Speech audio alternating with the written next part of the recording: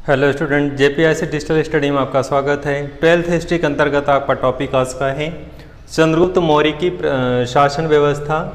चंद्रगुप्त मौर्य की शासन व्यवस्था के संदर्भ में आज हम लोग अध्ययन करेंगे। इस शासन व्यवस्था के अंतर्गत शासक की क्या स्थिति थी, मंत्रियों की क्या स्थिति थी, प्रांतीय शासन व्यवस्था की क्या स्थिति थी और स्थानीय शासन की क्या स्थिति थी। तो चलिए हम अपने विषय वस्तु को स्टार्ट करते हैं और आगे बढ़ते हैं। चंद्रगुप्त मौर्य की शासन व्यवस्था टॉपिक से ही स्पष्ट है। किसके शासन व्यवस्था को किस रूप में बांटा गया था, कैसे बांटा गया था, कौन कौन से लोग थे, कौन कौन से बॉडी इसमें वर्क करती थी, किस तरह से करती थी, इन सभी बिंदुओं पे हम लोग अध्ययन करेंगे। सबसे पहले है केंद्रीय प्रशासन। सबसे क्या है? केंद्रीय प्रशासन। देखें, केंद्र और प्रांत जैसे वर्तमान समय में शासन व्यवस्था है। केंद्र पर केंद्र सरकार मतलब केंद्रीय शासन जो होगी पूरे क्षेत्र पे शासन होगा और प्रांतीय शासन जो होगा वो प्रादेशिक सरकार अपने नियंत्रण में कार्य करेगी। लेकिन प्रांतीय सरकार जो है केंद्रीय सरकार के नियंत्रण में ही कार्य करेगी, स्वतंत्र बॉडी नहीं होगी। तो इसी तरह से मौर्य साम्राज्य भी इसी तरीके के शासन व्यवस्था थी कि पूरे भारत में जो है कह सकते हैं। इसके पहले हमने जो वीडियो गया था उसमें बहुत सारी चीज़ें आपको समझाया था कि जैसे भारत में राजनीतिक एकता स्थापित करने वाले प्रथम वंश कौन था या प्रथम शासक कौन थे। तो चंद्रगुप्त मौर्य वंश के जो शासक थे प्रथम चंद्रगुप्त मौर्य भारत में राजनीतिक एकता स्थापित करने वाले पहले शासक थे। तो इस तरह से अगर आपसे पूछा जाए कि भारत में राजनीतिक एकता स्थापित करने वाले कौन शासक थे तो चंद्रगुप्त मौर्य। अब राजनीतिक एकता में क्या क्या चीज़ें होती हैं तो इसमें एक प्रशासन, एक न्याय व्यवस्था, एक दंड व्यवस्था, ठीक है, एक कर व्यवस्था। तो ये सारी चीज़ें एक रूपता होती है पूरे क्षेत्र में, जिससे कहीं पे भी अलग अलग चीज़ अलगाव नहीं दिखाई देता। तो इस तरह से केंद्रीय शासन व्यवस्था के संदर्भ में हम लोग अध्ययन करेंगे कि केंद्रीय व्यवस्था किस रूप में थी। सबसे पहले आता है राजा, सम्राट। राजा जो होता था कार्यपालिका, व्यवस्थापिका, न्यायपालिका। जैसे वर्तमान समय में सरकार के अलग अलग अंग हैं, व्यवस्थापिका है, कार्यपालिका है, न्यायपालिका है। ये आधुनिक राजनीतिक व्यवस्था है। लेकिन प्राचीन राजनीतिक व्यवस्था क्या था, इससे डिफरेंट था। बॉडी तो यही थी तीनों। वर्तमान समय में क्या है, सरकार के तीनों अंगों की अपनी अपनी सीमाएं हैं, अपने अपने तरीके से कार्य करते हैं, सरकार पर ये नियंत्रण स्थापित करते हैं। लेकिन प्राचीन राजनीतिक व्यवस्था इससे डिफरेंट थी। उसमें क्या था, उस समय जो राजा होता था इन तीनों का हेड होता था। तीनों के जो अंग हैं ये सभी उसके अंतर्गत आते थे। राजा सबका सर्वोच्च होता था। तो इस तरह से कह सकते हैं कि कार्यपालिका, व्यवस्थापिका, न्यायपालिका का प्रमुख होता था राजा। जैसे वर्तमान समय में ऐसा नहीं है। वर्तमान समय में सरकार के तीनों अंग अलग अलग हैं और व्यवस्थापिका जैसे सरकार पे क्या करती है, नियंत्रण स्थापित करती है, उसको एक प्रकार से अंकुश निरंकुश होने से बचाती है। लेकिन उस टाइम में क्या है, चूंकि राजतंत्रात्मक शासन व्यवस्था है तो ऐसे व्यवस्था में क्या दी गई, व्यवस्था दी गई है कि तीनों का प्रमुख कौन होगा, राजा होगा। वही सर्वोच्च न्यायाधीश होगा, वही निर्णय करने वाला होगा, वही सब कुछ होगा, सर्वे सर्वा वही होगा पूरे प्रशासन का। तो इस तरह से कार्यपालिका, व्यवस्थापिका, न्यायपालिका तीनों का प्रधान कौन होता था, राजा होता था। तो यहाँ पे राजा की शक्तियाँ बहुत ज़्यादा थी, असीमित थी, उसके ऊपर कोई अंकुश लगाने वाला नहीं था। मंत्री समूह जरूर थे लेकिन अंतिम निर्णय किसका मान्य होता था, राजा का मान्य होता था। चाहे न्यायिक व्यवस्था हो, चाहे दंड व्यवस्था हो, सभी का सर्वोच्च जो होता था राजा होता था। जो भी निर्णय देता था राजा का अंतिम निर्णय मान्य होता था सबको। आगे बढ़ते हैं हम लोग इसी क्रम में। राजा के सहयोग करने के लिए मंत्रियों का समूह भी होता था। बिना मंत्री के समूह के कोई भी कार्य संपादित नहीं हो सकता, क्योंकि मंत्री अलग अलग विभाग होते थे और अलग अलग विभागों के अलग अलग मंत्री कार्य करते थे। लेकिन सभी विभागों का सर्वोच्च राजा ही होता था। तो इस तरह से मंत्री जो होते थे राजा के सहयोग के रूप में होते थे। प्रमुख मंत्रियों में पुरोहित थे, जिनका कार्य धार्मिक कार्यों का आयोजन करना, कोई धार्मिक कार्यक्रम है, कोई इस तरह का जो है आयोजन है, उनके कार्यों का क्या करना है, जो है उसके प्रधान कौन होते थे, पुरोहित होते थे। अगला है सेनापति। तो सेनाओं का जो सर्वोच्च नेता होता था, कह सकते हैं कमांडर होता था, वो सेनापति होता था।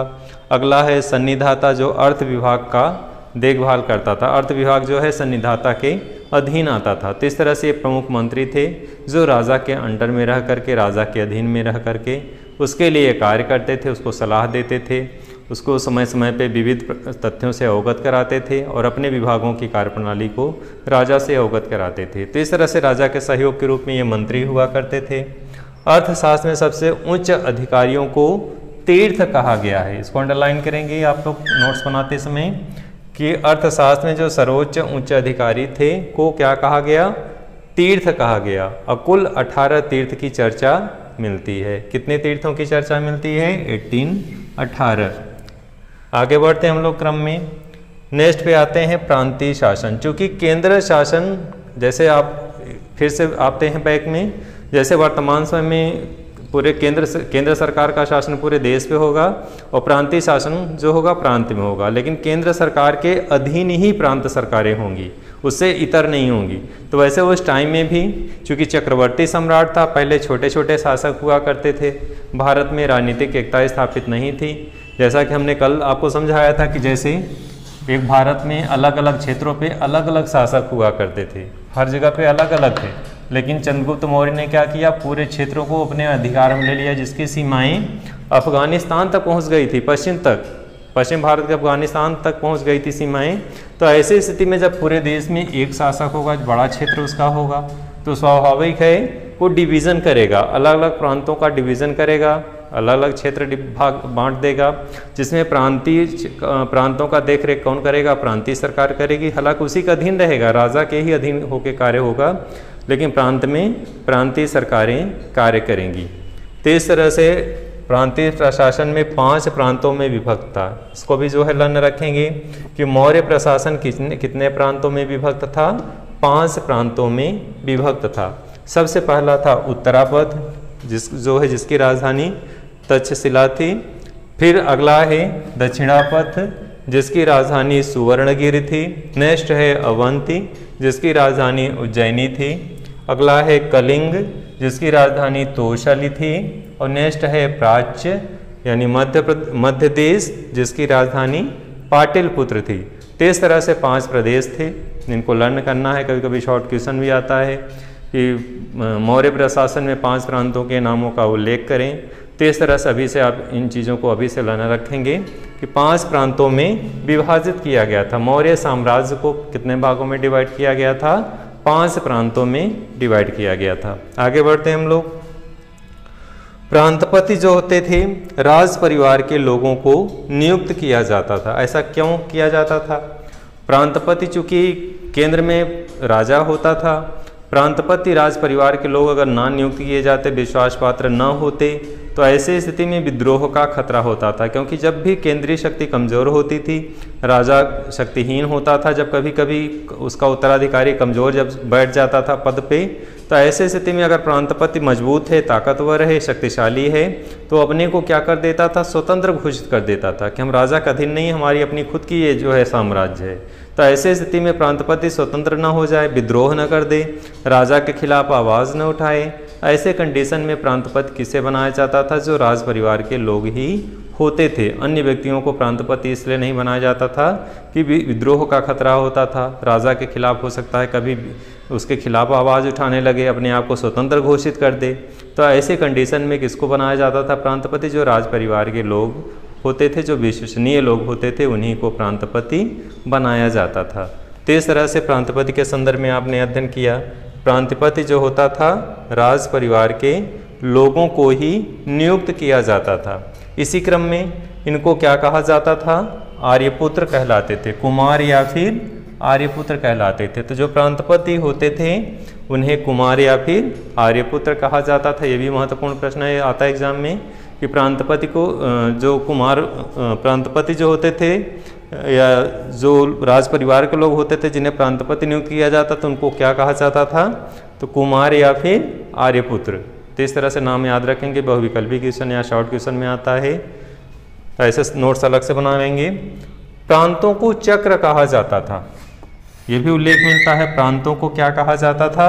चक्र कहा जाता था। तो यहाँ पे भी एक महत्वपूर्ण बिंदु आपके सामने है कि प्रांतों को चक्र के नाम से जाना जाता था या चक्र के शब्द का प्रयोग किया जाता था। आगे हम लोग बढ़ेंगे। प्रांतीय शासन के पश्चात स्थानीय शासन आता है। स्थानीय शासन के संदर्भ में अध्ययन करेंगे। गांव और जिले के प्रशासन के बीच एक मध्यवर्ती स्तर था। गांव और जिले के मध्य प्रशासन के बीच एक मध्यवर्ती स्तर था। गोप और स्थानिक इससे जुड़े अधिकारी थे। तो दो अधिकारी यहाँ पे हैं, एक गोप है, दूसरा क्या है, स्थानीय है। तो स्थानिक, गोप और स्थानिक इसके क्या थे, सबसे बड़े अधिकारी थे। अब इसी क्रम में देखेंगे कि अधिकारियों, स्थानीय जो प्रशासन के अधिकारी हैं और बढ़ते क्रम में कैसे हैं। तो कहाँ से स्टार्ट करेंगे, स्थानिक से। तो बढ़ते क्रम में देखेंगे, ये सब जुड़े हुए अधिकारी जो थे बढ़ते क्रम में हैं।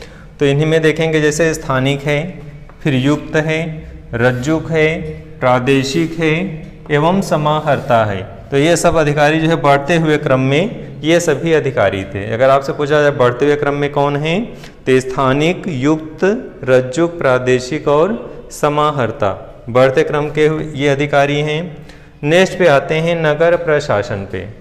नगर प्रशासन का उल्लेख मिलता है मेगास्थनीज इंडिका में, करता है नगर प्रशासन के संदर्भ में कि नगर प्रशासन किस रूप में संचालित किया जाता था, कैसे किया जाता था। कभी कभी अलग से क्वेश्चन ही आ जाता है कि चंद्रगुप्त मौर्य के नगर प्रशासन का उल्लेख कीजिए, नगर प्रशासन के विषय में आप क्या जानते हैं। तो इस तरह से भी एक अतिरिक्त क्वेश्चन भी बन जाता है, इसको देखेंगे हम लोग। नगर प्रशासन, पाटलिपुत्र का नगर प्रशासन जो है 30 सदस्यों की समूह द्वारा होता था। किसकी, कितने सदस्यों के द्वारा, 30, यानी 30 सदस्यों के एक समूह द्वारा होता था। मान लीजिए नगर प्रशासन है तो इसमें कितने सदस्य हैं, 30। अब आगे बढ़ेंगे हम लोग। यह समूह द्वारा होता था जिसमें 6 समितियां होती थी और प्रत्येक समिति के 5 सदस्य होते थे। अगर मान लीजिए 6 समिति बन गई, 30 सदस्य हैं, 1 2 3 4 5 6। तो जब 6 समिति हो गए तो प्रत्येक में कितने आएंगे, 5-5 आएंगे। 6 समिति में 5-5 सदस्य होते थे। तो इस तरह से 5-5 सदस्य हो गए।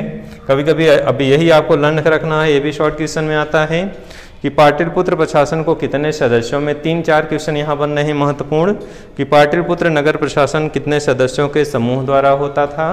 तो 30 सदस्यों के समूह द्वारा होता था। फिर अगला इसी में बन रहा है, इसमें कितनी समितियां निर्मित की गई थी। तो आपको क्या लर्न रखना है, 6 समितियां इसमें बनाई गई थी। फिर से आगे, प्रत्येक समिति में कितने सदस्य होते थे। तो प्रत्येक समिति में 5-5 सदस्य होते थे। डियर स्टूडेंट, इस चीज़ को आप लर्न रखेंगे। यहाँ भी 3-4 क्वेश्चन इस तरह से महत्वपूर्ण बन रहे हैं। समितियों में सदस्यों की पूरी संख्या कितनी थी, 30। फिर आगे, कितने समूहों में डिवाइड किया गया था या समितियां कितनी थी। तो आप क्या बताएंगे, 6 समितियां, 6 समितियां थी। प्रत्येक समिति में सदस्य कितने थे। तो प्रत्येक समिति में 5-5 सदस्य थे। तो इस चीज़ को आप कंठस्थ रखेंगे। फिर हम लोग आगे बढ़ेंगे। समितियां कितने थी और उसमें क्या क्या था। पहली समिति जो थी, फर्स्ट है, पहली समिति जो है कला और कौशल से संबंधित है। पहली समिति कला और कौशल से संबंधित है, इस चीज़ को रखेंगे याद। दूसरी समिति है, दूसरी समिति में विदेशी प्रबंध से या विदेशी प्रबंधन से संबंधित है। वैदेशिक संबंध जो होता है, किस देश के साथ संधि करना है, समझौता करना है, उसकी क्या क्या व्यवस्थाएं हैं, ये समिति जो है उसके संदर्भ में अपना तथ्यात्मक चीज़ों को रखता था। किसमें क्या करना है, संदेशा है, विदेशों से आया है, ये सभी चीज़ों का उसमें अपने अंडर में ये कार्य निर्धारित करता था और करता था। तीसरी समिति है जन्म मरण के संदर्भ में। जन्म मृत्यु जैसे वर्तमान समय में आंकड़े रखे जाते हैं लिखित रूप में, वैसे उस टाइम में भी ये समिति जो है इसका जन्म मरण का कार्य की देखभाल करना वो करना था। अगला है चौथी समिति जो व्यापार, चौथी समिति का जो समिति किस लिए थी, व्यापार से संबंधित थी। तो इस तरह से एक पहली समिति कला कौशल, दूसरी समिति विदेशी प्रबंधन, तीसरी समिति जन्म मरण, चौथा है व्यापार और पांचवा है वस्तुओं की देखभाल और छठवीं समिति जो है बिक्री कर वसूलना। तो इस तरह से जो है ये समितियां थी, इनके कौन कौन से कार्य थे इसके संदर्भ में आपने अध्ययन किया। डियर स्टूडेंट, आज के इस वीडियो में चंद्रगुप्त मौर्य का शासन प्रबंध जो विषय वस्तु है इसके अंतर्गत आपने अध्ययन किया। केंद्रीय प्रशासन क्या था, शासक का क्या कार्य थी, क्या शक्तियाँ थी। सेकंड में है आपका है प्रांतीय प्रशासन, प्रांत कितने वर्गों में डिवाइड किया गया था, कौन कौन से प्रांत थे, कितने भागों में बांटा गया था, किसकी क्या राजधानियाँ थी, ये सारे महत्वपूर्ण बिंदु आपने अध्ययन किया। प्रांतों को क्या कहा जाता था। फिर नेक्स्ट है प्रांतपति कौन थे, प्रांतपति किसे नियुक्त किया जाता था, कौन लोग होते थे प्रांतपति। अगला है आप लोगों ने अध्ययन किया स्थानीय प्रशासन। स्थानीय प्रशासन में बढ़ते हुए क्रम में कौन कौन से अधिकारी हुआ करते थे, इसके अंतर्गत आपने अध्ययन किया। नेक्स्ट है नगर प्रशासन। पाटलिपुत्र नगर प्रशासन के कितने सदस्य थे, इस सदस्यों को कितने समितियों में डिवाइड किया गया था, उन समितियों में कितने कितने सदस्य होते थे। इसी क्रम में आगे प्रत्येक समिति की कौन कौन से विभाग थे, कोई किस क्षेत्र में वो अपना देखभाल करती थी, उसके अधिकार क्षेत्र में कौन से क्षेत्र आते थे, इन सब बिंदुओं पे आपने इस विषय वस्तु के अंतर्गत अध्ययन किया। अगले फिर से कोई नए वीडियो के साथ हम लोग हाजिर होते हैं, फिर से प्रस्तुत होंगे किसी नए विषय वस्तु को लेकर के। धन्यवाद।